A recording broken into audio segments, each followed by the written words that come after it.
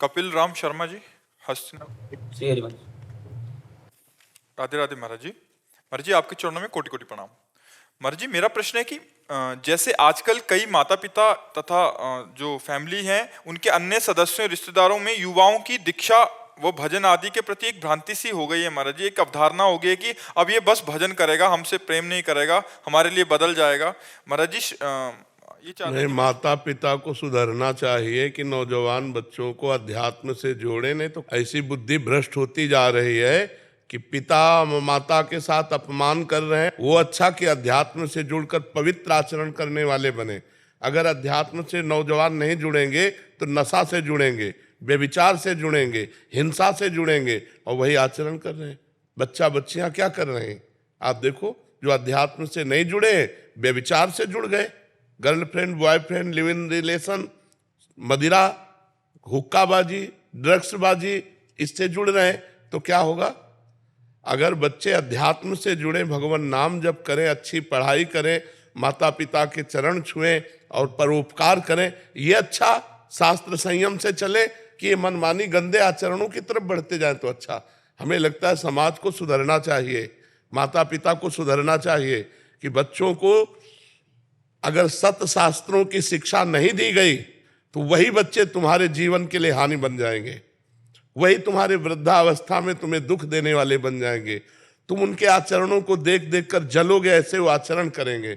पिता पूरा बैल की तरह मेहनत करके अपने बच्चे को पढ़ाता है, लिखाता है, वो जब वृद्ध होता है तो उसको कैसे बर्ताव करते हैं बच्चे? घर से बाहर निकाल देते हैं, अनाथालय भेज देते हैं या रोड में छोड़ देते हैं। तो क्यों? क्योंकि अध्यात्म से नहीं जुड़े। अगर इनको बचपन से अध्यात्म सिखाया जाए तो ये धर्मवान बनेंगे, ये धैर्यवान बनेंगे, ये इंद्रिय विजेता बनेंगे। इंद्रियों के गुलाम जो बन गए वो इसीलिए बन गए कि अध्यात्म की शिक्षा नहीं दी गई। आप हमारे महापुरुषों के चरित्रों को पढ़िए कि बाल्यावस्था में गुरुकुल भेजे जाते थे। क्यों? माता पिता परिवार से अलग होकर ऋषि मुनि के शासन में अध्यात्म में ही अपने जीवन को जब व्यतीत करते, तब जवानी में वो ऐसे धर्मात्मा, ऐसे राष्ट्रभक्त, ऐसे समाज भक्त होते जिससे समाज को सुख मिलता। आज क्या हो रहा है? मात पिता बालकें बुलावें, उदर भरे सोई जतन सिखावें। केवल पेट भरने का धंधा सिखाया जा रहा है, तो वही फिर नशा व्यभिचार गंदे आचरणों में फंसकर समाज को दुख देते हैं। अब देखो नौजवानों की हालत क्या है। अगर कोई माई जा रही है, उसके गले में जंजीर है, तो देखो उसको ऐसे घसीट करके गिरा देते हैं जंजीर लेकर के। 40,000 50,000 रुपया की जंजीर और लाखों का जीवन उसका नष्ट कर देते हैं। खींचाकस के जमीन पे गिरी, मर जाए, चाहे हाथ पैर टूट जाए, कुछ भी हो जाए, क्या है? ये जवानों के अंदर जो कुबुद्धि जा रही है वो अध्यात्म से विमुख होने के कारण। इसलिए ऐसे माता पिताओं को हम प्रार्थना करके संबोधन करते कि अपने बच्चों को अध्यात्म से जुड़ने दो।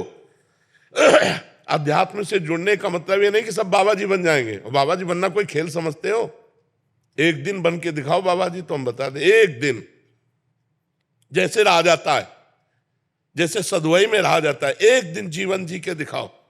और 5 मिनट हमें समय केवल दो, 5 मिनट, और 5 मिनट केवल परमात्मा के ध्यान में लगाओ। 1 सेकंड भी मन नहीं हटना चाहिए। तो तुम बहादुर माने, बाबागिरी के खिलवाड़ समझते हो क्या? संत का मतलब है जो अपने चित्त को परमात्मा में निरंतर लगा रहा है। तो ऐसी सबके भाग्य में नहीं लिखा है कि सब संत ही बन जाएंगे। तो इसलिए अध्यात्म से माता पिता को चाहिए कि बच्चों को जरूर जोड़े, जिससे उनकी बुद्धि शुद्ध हो, वो व्यभिचार, हिंसा और व्यसन से बचे। महाराज में दीक्षा का एक मिसकंसेप्शन वर्ल्ड में जा रहा है कि दीक्षा लोगे तो बाबा के पीछे पीला ओढ़ के चल दोगे। उसमें बस ये है कि दीक्षा के बाद भी पहले जैसी पढ़ाई आप 1000 लोग दीक्षा लिए तो सब बाबा जी बन गए क्या? वही गलत मैसेज। वो मैं यही बताना चाहता हूँ कि महाराज जी ने ये बताया खूब नाम जप करना है, खूब पढ़ाई करनी है, माता पिता की सेवा करनी है। हमने कभी किसी को नहीं कहा होगा बाबा जी बन जाओ, एक को भी नहीं। ये जितने हैं ये सब सत्संग सुन करके और बड़े प्रारब्ध इनके जोरदार रहे तो यहाँ के वृंदावन वास। तो ये बोलते हैं कि आने वाला जीवन तो बहुत कठिन हो जाएगा, तुम किसी रसोई से खाना नहीं खाते, मुझे लगता है कि इसमें नॉनवेज बना होगा। तो बोलते हैं तुम्हारा तो कठिन कैसे जियोगे, लहसुन प्याज छोड़ रखी है तुमने। जो कठिन जीवन जीता है वही महापुरुष बनता है। दूसरे जीवों का मांस खा रहे, शराब पी रहे, ये जीवन अच्छा जीवन है? पराई स्त्रियों से व्यभिचार कर रहे हैं, अपने बच्चों से व्यभिचार कर रहे हैं, अच्छा जीवन है? पिता के पास पुत्री सुरक्षित नहीं है, माता पिता पुत्र परिवार के संबंधों में अविश्वास पैदा हो रहा है, हर जगह आतंक छा रहा है दिमागों में, ये अच्छा जीवन है? जहां देखो वहीं कुमार्गामी प्रवृत्तियों की बढ़ोतरी होती चली जा रही है। अच्छा जीवन है, बिना अध्यात्म से जुड़े, बिना भगवान की शरण में गए, बिना भगवान का नाम जप करे बुद्धि पवित्र होती है क्या? ये आज यही पवित्रता हो रही है। आप देख लो ना, समाज को देखो ना, पति जो है अपने पुत्र परिवार को नष्ट कर रहा है, अपने आप को फांसी लगा रहा है। ये क्या हो रहा है? बिना अध्यात्म से जुड़े ठीक निर्णय बुद्धि नहीं करती। इसलिए आप लोग बात मत मानिए जो भगवान से विमुख करने की बात करें, जैसे हिरण्यकश्यप की बात प्रहलाद जी ने नहीं मानी। भगवान के सम्मुख होने, अरे हम कह रहे हैं लाखों लोग शिष्य हैं, सब बाबा जी हैं क्या? बाबा जी थोड़ी बनना, बाबा जी बनने के लिए कलेजा चाहिए। तुम खिलवाड़ समझते हो? जिस समय काम सताता है उस समय, जिस समय क्रोध लोभ मोह ममता सताती उस समय बाबा जी बनना कोई खिलवाड़ समझते हो क्या? पता नहीं महाराज जी क्या ट्रेंड बन गया है कि आजकल 4 लोगों में बैठ के आप मदिरा पान करोगे या नशा करोगे तो वो ज्ञान मिल रहा है आपको, और वहां वाणी जी कर रहे हो और माला कर रहे हो तो घर में हलचल हो जाने लग जाएगी, ये क्या करने लगा। तो अच्छा, शराब 4 लोग पिए तो ज्ञान मिल रहा है? लोग कहते हैं कि 4 लोगों में बैठोगे तो दुनियादारी देखोगे। अब हमारा ऐसा मन नहीं करता उनके बीच में भी ये काउंटर से। बच्चा गंदी सलाह न मानो, चाहे माता की हो चाहे पिता की हो, किसी की भी। कि माला किसी ने जब तक देखा तो वहीं हलचल हो जाएगी घर में, ये क्या कर रहा है, वाणी जी कर रहा है, ये क्या पोथी लिया। हाँ नहीं, आप सतमार्ग में चलो और माता पिता के चरण छुओ। आपकी तरफ से गलती न होने पाए, वो यदि गलत उपदेश करें तो मानना नहीं। ऐसे लोगों के बीच में नहीं बैठना जहाँ शराब पीते हो, ऐसे लोगों के बीच में नहीं बैठना जो मांस खाते हो, जो व्यभिचार की सलाह देते हो, ऐसे लोगों के बीच। तो हम वो सुनते रहते हैं महाराज जी, आप बोलते हैं ना हम तुम्हारे साथ हैं, हम तुम्हारे साथ हैं, वो वही सुनते रहते हैं हम तो, उससे ही गर्जना हो जाती है बस। हाँ, ज्यादा लोगों से कहना मत, नहीं तो लगेगा कि बाबा जी बुला देंगे इसको है। बस आपके बल से ही चल पाए। हाँ नहीं, वो भगवान का बल सबको, कल काल में कोई धर्म से चल पावे बहुत बड़ी बात है, बहुत बड़ी बात है बच्चा। महाराज जी जब से इस मार्ग पे चले हैं तब से बहुत सारा संग छूट गया है दोस्तों का, क्योंकि कुसंग आपने बोला है कुसंग नहीं रखना, और हम लोग जहाँ से है वहाँ पे तो चारों तरफ मांस मदिरा यही रहती है, तो उस वजह से जो है उनको लगता है अहंकार आ गया है, लगता है हम लोग अपनी भक्ति प्रदर्शित नहीं करना चाहते कि नहीं कोई कि हम कारण नहीं बताना चाहते कि हम क्यों अलग हुए हैं, लेकिन अपने घर में बैठ के जैसे आपने बोला है कि नहीं, अलग होना ही उचित है। ऐसे लोगों से हम दूरी बना, जाके संग कुमति मति उपजय, करत भजन में भंग तजोरे मन हरि विमुखन को संग। अब ये हरि विमुख लोग तो ये चाहेंगे कि आप भी उनकी पार्टी में जाएं।